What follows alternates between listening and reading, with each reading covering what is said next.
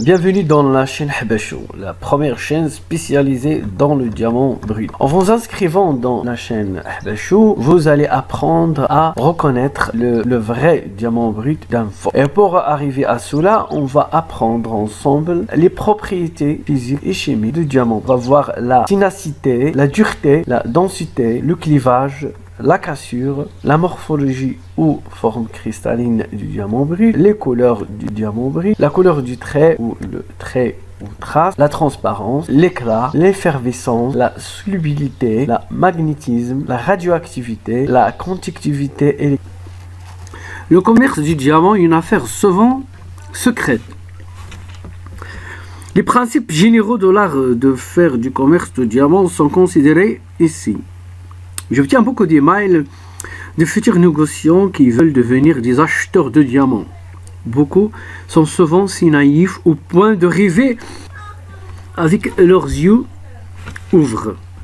Pour aider les novices authentiques et décourager des rêveurs évidents, je partagerai des tuyaux dans la réalité du commerce de diamants et répondre à la majorité des questions posées.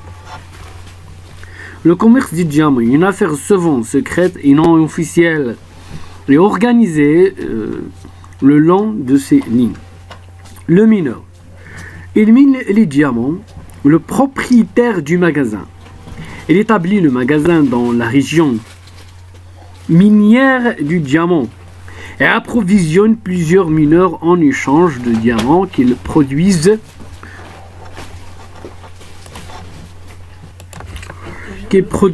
le revendeur du diamant. Il achète de beaucoup de propriétaires du magasin et aux mineurs. L'acheteur du diamant, il visite les régions qui produisent le diamant et fait des affaires avec les revendeurs du diamant locaux.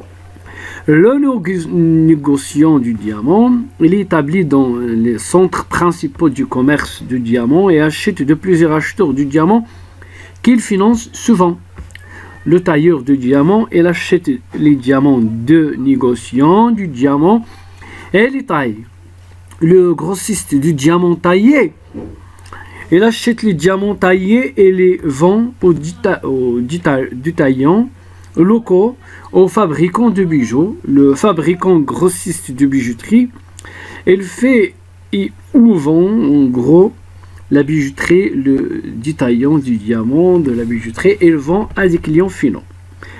Naturellement, le vrai courant d'affaires de diamants peut inclure tout ou seul quelques-uns des intermédiaires susmentionnés. Les noms de chaque intermédiaire peuvent changer, mais non pas la fonction. Quelques-uns tiennent plus qu'une fonction. Les aspects principaux sont que la majorité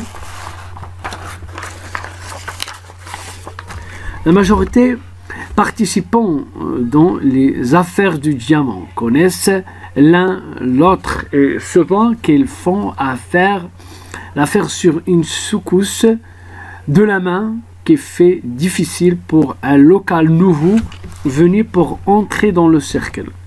La majorité des nouveaux venus pensent contacter directement les mineurs ou les revendeurs du diamant locaux. Ils ne savent pas que pour les mineurs ou les revendeurs du diamant, le nouveau venu est un potentiel escroc de la confiance ou un homme d'affaires éphémère qui habituellement promet plus qu'il délivre.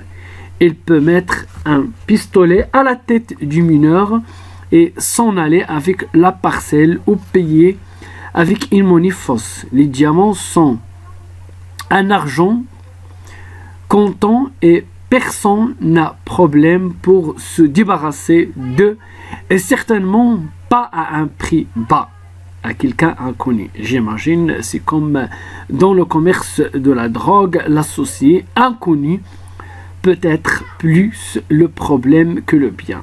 Dans ce cas, aucune affaire, aucune perte.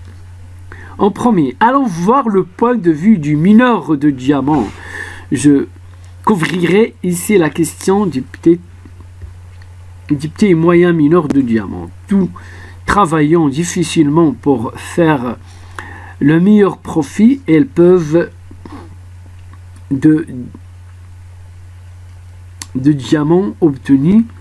Ils visiteront autant les acheteurs qu'ils peuvent pour recevoir le meilleur prix pour la parcelle de diamants. Souvent, ils auront à vendre la parcelle de diamants à un revendeur qui leur a avancé quelque capital dans l'anticipation d'une future production. Le mineur n'est pas intéressé de permettre à un acheteur de choisir à travers sa parcelle de diamants. Il sait que le meilleur prix sera obtenu quand il négocie la parcelle de diamants entière comme une seule transaction. Le plus grande et meilleure paire de la qualité forceront le revendeur à payer de plus haut prix pour petits mêlés, plats, cassés, de fantaisie de bord. Ce fait devrait refroidir quelques futurs acheteurs naïfs qui pensent qu'ils pourraient choisir de la parcelle de diamant du mineur. Un revendeur achète tout ou rien. Le prochain à faire avec l'achat dans les régions minières connues, oui, cela souvent baissera le prix, car le mineur économise un voyage en ville qui évidemment lui coûte de l'argent et du temps perdu. Aussi, il ne veut pas laisser son opération comme il s'ouvrira aux pertes